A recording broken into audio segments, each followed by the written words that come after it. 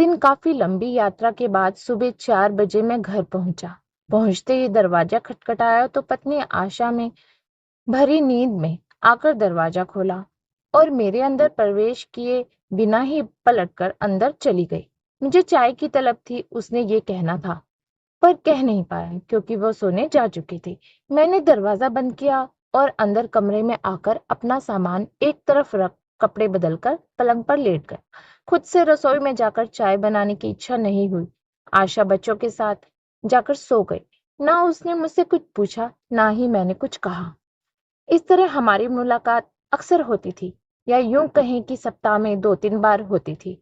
मेरा काम मार्केटिंग का था, इसलिए अक्सर मैं रात को लेट आता था।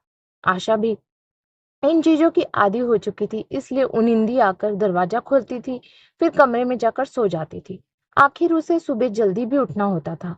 बच्चों को स्कूल भेजना, घर के काम, बाजार के काम, ऐसे बहुत से काम होते थे उसके पास। पर आज मुझे नींद नहीं आ रही थी। आज माँ की याद आ रही थी, जो अभी 8 महीने पहले ही स्वर्ग से धारी थी। जब तक माँ थी, दरवाजा माँ ही खोलती थी। बहू को उन्होंने कभी इसके लिए परेशान नहीं किया। बड़ी सीधी थी मेरी माँ लता। कम में भी खुश रहती थी, पर माँ की अपनी खासियत थी। मैं जब भी लेट आता था तो वो ही उठकर दरवाजा खोलती थी, और वो ये इंतजार नहीं करती थी कि मैं अंदर आकर दरवाजा खुद बंद करूंगा। जब तक मैं अंदर ना आ जाता, दरवाजे पे ही खड़ी रहती। मेरे अंदर आने के बाद दरवाजा भी वो खुद ही बंद करती थी। फिर ये जरूर पूछती थी, रवि थक गया क्या, चाय पिएगा? कभी कभी मैं ना कह देता था, पर कभी कभी जब हाँ कहता था तब वो बहू को आवाज नहीं देती, बल्कि खुद रसोई में जाकर मेरे लिए चाय जरूर बनाकर लाती थी। जब तक मैं चाय पी रहा होता था, तब तक वो मेरे पास ही बैठी रहती थी। कहती कुछ भी नहीं थी, बस चुपचाप बैठी होती थी। चाय पीकर मैं कप टेबल पे रखता था और अपने कमरे में आकर सो जाता था। वो भी अपने कमरे में जाकर सो जाती थी। बस ऐसी ही हमारी मुलाकात होती थी। पिताजी थे नहीं, माँ ने ही मेरी परवरिश की थी। बचपन में मैं उनसे बहुत बातें करता था और वो मेरी हर बात सुनती थी। पर शादी के बाद ये सब कम होता गया और जैसे तैसे वक्त बढ़ता गया। हमारी मुलाकात मौन ही होती थी। समय के अभाव में, या यूं कहें कि शादी के बाद अपनी पत्नी पर उसकी जिम्मेदारी डालकर मैं बेफिक्र सा हो चुका था, इसलिए कभी उसे वक्त दे ही नहीं पाया। आज भी मुझे याद है, कई बार वो मुझसे बोलती रहती थी, पर मैं हाँ और हूं में जवाब देता रहता था। शायद मैं उसकी बात सुनता भी नहीं था, पर फिर भी वो खुशी खुशी मुझसे बातें करती थी। ये अलग बात है कि मुझे ये भी याद नहीं कि मैंने आखिरी बार उसे जी भर के कब बात की थी। पैसा कमाने की दौड़ में मैं उससे काफी पीछे छोड़ चुका था। जब वो बीमार हुई थी, तब भी मैं उसके साथ नहीं था। मैंने आशा को पैसे देकर अपनी जिम्मेवारी उसे दे दी थी। आशा ही उसे लेकर हॉस्पिटल दौड़ती थी। वो कई बार कहती थी कि कुछ देर माँ के साथ तो बिता लो, पर मुझे तो पैसा कमाना होता था, क्योंकि मुझे मार्केट संभालना होता था। आखिर सरवाइव करने के लिए कमाई भी जरूरी है। परिवार को पालने के लिए पैसा ही तो चाहिए। बस यही मेरी सोच रही। जब वो अपनी अंतिम सांसें गिन रही थी, उस दिन भी मैं उसके पास नहीं था।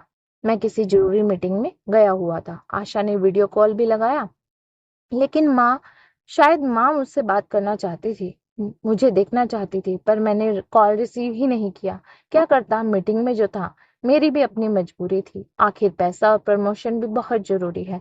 पर आज मैं ये सब क्यों याद कर रहा हूँ? अचानक माँ कैसे याद आ रही थी।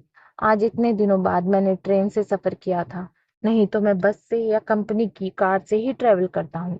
हालांकि मेरा रिजर्वेशन था, पर आज मीटिंग इतनी लंबी गई कि काफी वक्त लग गया। मैं दौड़ा दौड़ा फिर भी बस स्टैंड पर पहुंचा, लेकिन तब तक बस रवाना हो चुकी थी। सोचा कोई दूसरी बस मिल जाएगी, पर दुर्भाग्यवश वो भी नहीं मिली। तब किसी ने कहा कि कुछ देर बाद रेलवे स्टेशन से ट्रेन रवाना होने वाली है, जो आपको आपके गंतव्य तक पहुंचा देगी। बस फिर क्या था, मैंने ऑटो पकड़ा और सीधे रेलवे स्टेशन पहुंचकर टिकट लिया। अब रिजर्वेशन तो कहाँ से हो, सो मैंने जनरल में टिकट लिया और धक्का मुक्की के बीच ट्रेन में पहुंच गया। पर सबसे बड़ी जीत मेरी तब हुई जब मुझे खिड़की के पास वाली सीट मिल गई। खिड़की के पास वाली सीट पर बैठकर मैं अपने आप को बड़ा विजेता समझ रहा था। यहाँ तक कि सीट के पास वाली फर्श को भी मैंने अपना सामान रखकर कब्जे में कर लिया, ताकि आराम से बैठ सकूं। ट्रेन में काफी भीड़ थी, इसलिए उधर ना देख मैं खिड़की के बाहर स्टेशन के नजारे देखने लगा। तभी अचानक ट्रेन में से आवाज आने लगी, अरे उधर कहाँ जा रही हो? अपने बेटे को संभाल। दिख नहीं रहा तुझे भीड़ है यहाँ? पता नहीं कैसे कैसे लोग ट्रेन में सफर करने के लिए चढ़ जाते हैं। अरे ऐसे बेटे को तो घर पर रखती कहाँ लेकर घूम रही है? दिख नहीं रहा है क्या तुझे? हम खड़े हुए हैं, खुद के लिए जगह नहीं है। तुझे जगह कहाँ से दे? नहीं नहीं, मेरे बच्चों के पास बैठने की जरूरत नहीं है अपने बेटे को। क्या? इसका क्या भरोसा? मेरे बच्चे को नुकसान पहुंचा दे तो? मैं भी जानने की कोशिश करने लगा कि आखिर हो क्या रहा है। तभी भीड़ को चीरती हुई एक 40-45 साल की औरत अपने 13-14 साल के बेटे को गोद में उठाए वहां आदम की। देखने में निम्न वर्गीय पर लग रही थी। सस्ती सी कॉटन की साड़ी पहनी हुई थी, सर पे पल्लू ले रखा था। वहीं वो 13-14 साल का किशोर लड़का जो पूरी हाइट ले चुका था मंदबुद्धि प्रतीत हो रहा था। इतने बड़े बेटे को अपनी गोद में उठाए वो मेरे पास आकर खड़ी हो गई। मुझसे बोली, भैया जी अगर बुरा ना मानो तो मैं अपने बेटे को यहाँ नीचे फर्श पर बैठा लूं। कोई भी सीट नहीं दे रहा है, यहाँ तक कि हमें अपने पास भी खड़े होने नहीं दे रहा। मैंने उसे ऊपर से नीचे तक घूर कर देखा, फिर उसके बेटे की तरफ, लेकिन उसने बोलना जारी रखा, बस अगले स्टेशन पर ही उतरना है मुझे। इतनी देर कैसे इसे गोद में लेकर खड़ी रहूंगी? इसे फर्श पर बैठा दूंगी तो थोड़ी देर मुझे भी आराम मिल जाएगा। 15-20 मिनट की ही बात है भैया जी, फिर तो इसे लेकर उतर जाऊंगी। पता नहीं क्यों दिमाग तो हाँ नहीं कह रहा था, पर क्या सोचकर मेरा हाथ अपने आप ही सामान की तरफ चला गया और मैंने अपना बैग उठाकर गोद में रख लिया। ये देखकर उसने अपने बेटे को वहां फर्श पर बैठा दिया और खुद भी उसके पास फर्श पर बैठकर साड़ी के पल्लू से अपने चेहरे पर आए पसीने को पोंछने लगी। तभी उसके बेटे ने उसके कंधे पर सर रख लिया। यह देखकर उसने उसे दुलार करते हुए कहा, बस बेटा थोड़ी देर में पहुंच जाएंगे। मेरा प्यारा बेटा तब तक चुपचाप बैठेगा। उसने भी हाँ में सर हिलाया और अपनी माँ की आज्ञा मानकर चुपचाप बैठ गया। मैं दोनों की क्रियाओं को बड़े गौर से देख रहा था। मन में सवाल चल रहा था कि इतने बड़े बेटे को जो मानसिक तौर पर बीमार है गोद में उठाकर अकेले क्यों फिर रही है? इसके साथ घर में कोई व्यक्ति क्यों नहीं है? ये अकेली कैसे संभालती होगी इसे? तभी उस औरत की निगाह मुझसे टकराई, जिससे मैं झेप गया।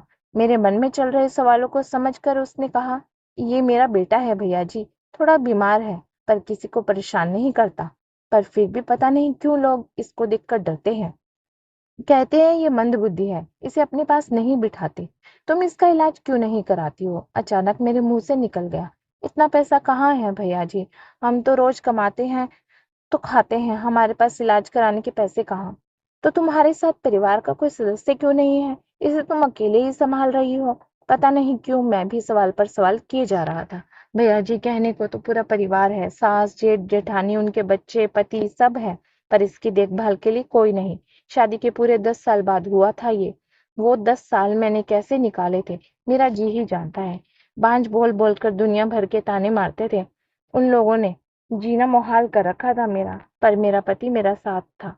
मंदिर मंदिर भटकी थी एक औलाद के लिए, तब जाकर इसका चेहरा देखना नसीब हुआ था मुझे। पर जब घर वालों को ये पता चला कि मेरा बेटा, बोलते बोलते वो चुप हो गई, आंखों में आंसू आ गए। अपने पल्लू से अपने आंसू को पोंछते हुए बोली, अनाथ आश्रम छोड़कर आने के लिए कह दिया था उन्होंने। इस बार तो पति ने भी साथ नहीं दिया उनका, पर ऐसे कैसे आश्रम छोड़ आएंगे भैया जी? आखिर इसे जन्म दिया है मैंने, ये तो भगवान का प्रसाद था मेरे पास, जिसने मुझे माँ होने का सौभाग्य दिया था। बस लड़ पड़ी मैं भी उन लोगों से। अब कोई कुछ नहीं कहता मुझे, पर हाँ इसकी देखभाल कोई नहीं करता। मैं इसे अपने साथ ही फैक्ट्री ले जाती हूँ और अपने पास ही वापस ले आती हूँ। ये किसी को परेशान नहीं करता, इसलिए फैक्ट्री वालों ने भी मना नहीं किया इसे लाने के लिए। इतनी हिम्मत कहाँ से आ जाती है तुम में? देख रहा था कि तुम ही इसे गोद में उठाकर ला रही थी, परेशानी नहीं होती तुम्हें? माँ हूँ भैया जी, अपने बच्चों के लिए तो दुनिया से लड़ जाऊं। आप तो हिम्मत की ही बात कर रहे हो। एक माँ अपने बच्चे के लिए क्या नहीं कर सकती? बच्चे अपनी माँ को भूल जाए, पर माँ अपने बच्चों को कभी नहीं भूलती। उनके शब्दों ने मुझे नींद से जगा दिया। शब्द नहीं थे, एक करारा थप्पड़ था जो सीधे मेरे गाल पर आकर लगा था। मेरी माँ ने भी तो मुझे पिताजी के जाने के बाद पाला था। सही तो कह रही थी, वो अपनी माँ को भूल गया था। पर माँ अंतिम समय में भी मुझे याद कर रही थी। काश मैंने उस समय माँ से बात कर ली होती। भला 2 मिनट में मेरा क्या नुकसान हो जाता? मेरी पत्नी तो एक अच्छी बहू बन गई, पर मैं एक अच्छा बेटा नहीं बन पाया। सोचते सोचते मुझे नींद आ गई। सुबह जब उठा तो देखा आशा रसोई में थी। बच्चे स्कूल के लिए तैयार हो चुके थे। जाते हुए वो अपनी मम्मी को बाय करके बाहर जाने लगे। तभी मैंने उन दोनों से कहा, मैं भी तो खड़ा हूँ, मुझे बाय क्यों नहीं किया? दोनों बच्चे ठिठक कर खड़े रह गए। उन्हें लगा कि मैं उन्हें डांटूंगा, पर मैं उनके पास आया और उन्हें गले लगाते हुए बोला, चलो आज मैं तुम्हें स्कूल छोड़कर आता हूँ अपनी कार से। दोनों हैरानी से एक दूसरे की शक्ल देख रहे थे, पर खुश थे। ये उनके लिए सुखद था और आशा के लिए भी। पर मुझे अब समझ आ गया था कि पैसों के साथ साथ परिवार की भी कितनी जरूरत होती है। अगर आपको मेरी ये स्टोरी अच्छी लगी तो प्लीज लाइक एंड सब्सक्राइब करें।